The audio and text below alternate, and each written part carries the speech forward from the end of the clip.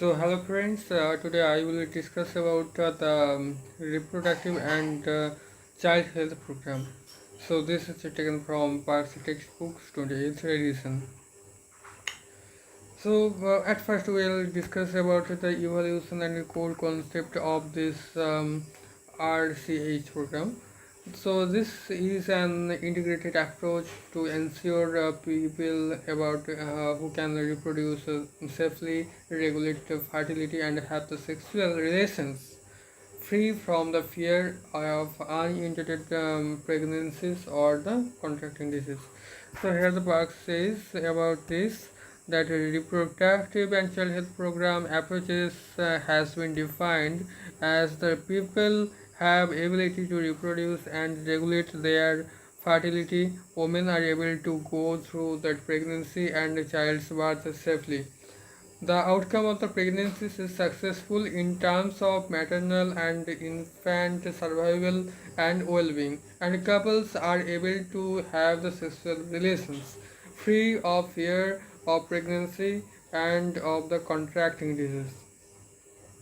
So before that, I have to know that the precursors integrations. To consolidate this program, consolidate the previous vertical schemes to minimize the financial overlap and optimize the field's outcome. This family welfare program, universal immunization program UIP, oral rehydration therapy ORT, child survival and safe motherhood CSSM program, acute respiratory infections ARI control. These are integrated in this RCH program. So these are the some precursor integration. So this RCH program was launched in on 15th October 1997, and for the specific RCH program incorporated the component of relating child survival and state motherhood, and include the two additional components, one relating to the sexual transmitted disease STD and other relating to the reproductive tract infections. So this STD and RTIs are the sole and course specific addition for this RCH Phase I. So what are the differential strategies? There are the three-tier district categorizations. Instead of uniform inputs, RCH Phase I utilizes a differential approach based on two strict demographic criteria, that is crude birth rate, severe and the female literacy rate. So this under the category A, that is under 58 districts that are relatively advanced and provided with a sophisticated or specialized infrastructure. This is the category A. Category B, 184 districts comes under category B. These are the intermediate support tier, and category C comes for the 265 districts. These are the weaker districts and receive the maximum target support. Extra auxiliary nurse, midwives, that is ANM, and specialized referral transport funds are managed through the panchayat. So for all category, that is A, B, C, and there are some interventions for all districts. These are the child survival interventions, that is immunization, vitamin A to prevent the blindness, oral dehydration therapy, and prevention of the death due to pneumonia. Second comes the safe motherhood interventions, example antenatal checkups, immunization and tetanus, safe delivery, anemia control program. Then comes the implementation of the target free approach. Fourth one is the high quality training at all levels. Fifth is IEC activity, and the specific designed RCH packages for urban slums and tribal areas, district sub projects under the local capacity enhancement, RTI or STD clinics at the district hospital where it is not available, and facility for safe abortions at a PHC by providing equipment, contractual doctors, etc. Enhancement community participation through the panchayats, women's group and NGOs, adolescent health and reproductive hygiene. For specially C categories, that is comes under 265 districts or the weaker districts, there comes for the special treatments, that is the screening and treatment of RTH STDs at sub-divisional level, emergency obstetric care at selected FRUs by providing drugs, essential obstetric care by providing drugs, and PHN or staff nurse at the PHCs. Additional ANM and sub-centers in the weak districts for ensuring the HCH care and improve the delivery services and emergency care by providing the equipment kits, IUD insertion and ANM kits at the sub-centers. Facility of referral transport for the pregnancy women during the emergency to the nearest referral centers through panchayat in weak districts, that is category C.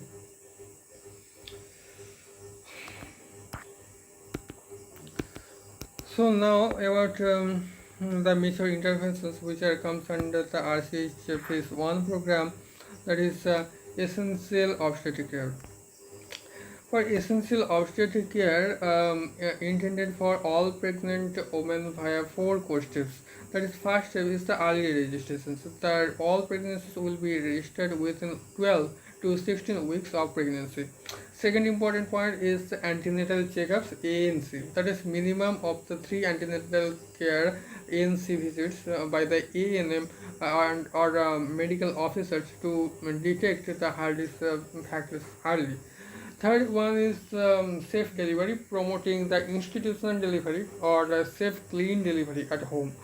And fourth one is the postnatal checkups, that is PNC, or minimum of the 3 PNC visits to monitor the maternal recovery. Okay, this 4 strategies are required. These are the intended all four core concepts of this essential obstetric care. Here then comes the emergency obstetric care. For emergency obstetric care, the targeted at unpredictable pregnancy complications to curb maternal mortality. This strengthens the fast referral units or FRUs by supplying the emergency obstetric kits, kit E and kit P, and contract-based skilled specialists, that is anesthesists or home-based deliveries, and 24 hours delivery services operationalized at the selected PSCs or CSCs using the financial incentives or honorarium for on-duty staffs. This is the emergency obstetric care. That the third point is the medical termination of the pregnancies, that is MTP. Government by the MTP Act 1971 to reduce the maternal mortality caused by the unsafe clandestine abortions. Central assistance funds equipped supply and allows the trained doctors to visit the PHCs on fixed dates to perform the procedures. So this aims to reduce the maternal morbidity and mortality from unsafe abortions. The assistance from the central government is in the form of the training the manpower, supply of the MTP equipment, and provisions for engaging the doctors trained in MTP to visit the PSC on fixed dates to perform the MTP. Then comes the control of reproductive tract infections, RTIs, and sexually transmitted diseases, STDs.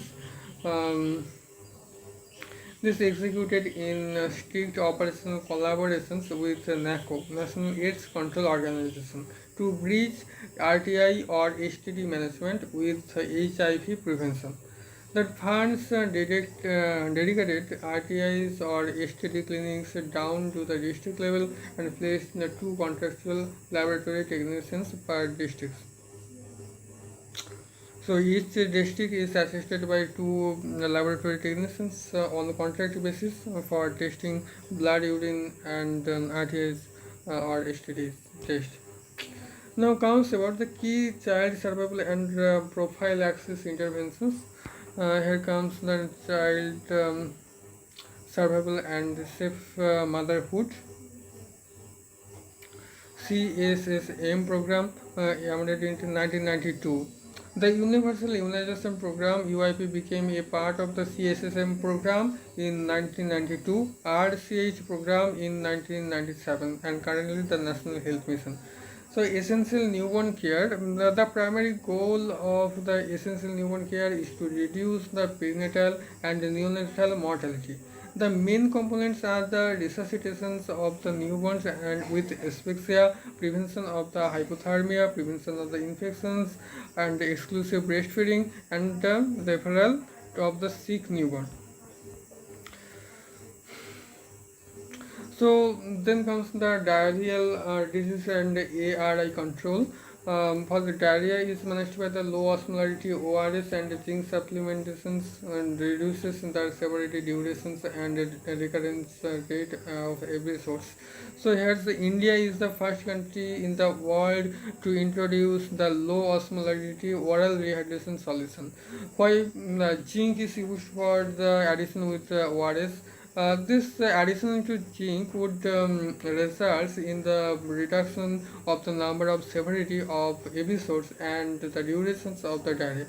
So this question is also sometimes asked in the university papers that zinc reduces the severity and durations and recurrence rate of these episodes.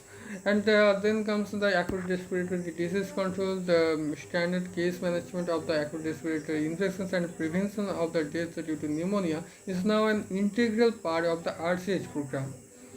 So clotrimazole is being supplied to the health workers through the drug kit. Prevention and control of the vitamin A deficiency in children. So this is the high yielding point, and you should know that vitamin A is given in the 9th doses. The first dose is given in the age of 9 months with measles or rubella or MR vaccine. The potency of the or amount is the 1 lakh international unit, and the second dose is given on the 18th month, that is 9th month after the first dose. The potency will be 2 lakh international units. The third to ninth dose is given every 6 month interval up to 5 years. So that is potency or amount is 2 lakh international unit each. So we should note that all case of the severe malnutrition to be given one additional dose of the vitamin A. And for the prevention and control of the anemia in children, this daily supplementation target for 100 doses in a year divided by the age groups, that is infants and children 6 months to 5 years. So liquid formulation containing 20 milligram elemental iron plus 100 microgram folic acid.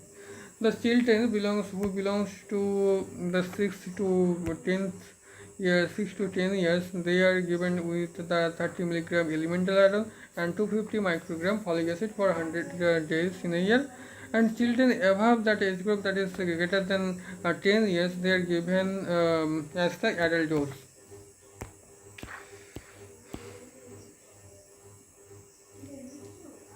So about the administrative and structure and data indicators of the RCH 1 program, that is Empowered Action Group, EAG. Empowered Action Group has been constituted in the Ministry of Health and Family Welfare (MOHFW) with Union Ministers for Health and Family Welfare as a chairman on 20th March 2001. So what is the purpose of this EAG? The purpose of this EAG, that is Empowered Action Group, is to provide high focused, target interventions to states lagging drastically in socio-demographic and health indicators, that is UP, Bihar, Madhya Pradesh, Rajasthan, Odisha, Chhattisgarh, Jharkhand, and Uttarakhand, which amounts for nearly 55% of India's population growth. So here comes the role of the trained dyes, and that is trained dyes are a scheme for the training dyes. This scheme EAG is initiated in 2001 to 2002 across selected EAG districts, while the safe delivery rates were less than 30%. The aiming to train at least one traditional birth attendants per village. This is all about though the EHE, these states will get the focused attention for the different health and family welfare program. And the next important portion is the district surveys. The district RCH districts based rapid household survey indicators, because there is no regular source of the data to indicate the reproductive health status of the woman. The RCH program conducts the district-based rapid household surveys to assess the productive health status of women. What is the key indications for this district surveys? And there are only 7 key indicators, that is percentage of pregnant women with full ANC, percentage of institutional deliveries and home deliveries, percentage of the home deliveries by the trained birth attendants. D is the current contraceptive prevalence rate, CPR, percentage of